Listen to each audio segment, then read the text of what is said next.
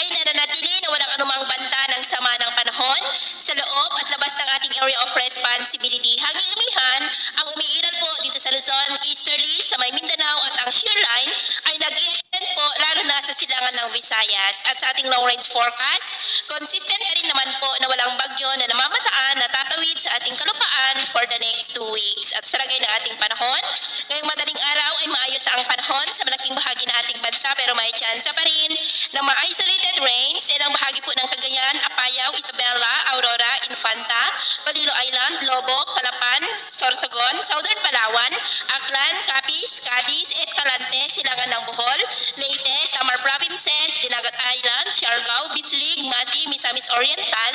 at Sulu Archipelago.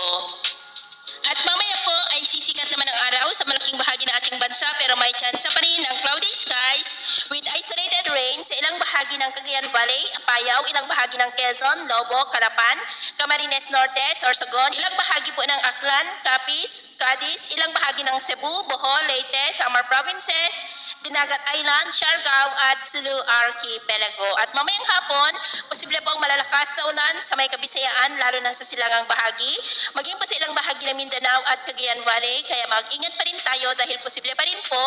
ang mga banta ng mga pagbaha at pagguho ng lupa. At sa atin naman pong mga baybayin, iwasan na muna natin ang papalaod sa buong baybayin ng kanluran ng Luzon, Northern Seaboard ng Cagayan, Extreme Northern Luzon Seaboard at silangang baybayin ng ating bansa ng mga alon dyan ay posible po na aabot hanggang sa 2.2 to 4 meters high. Kaya hanggat maaari po,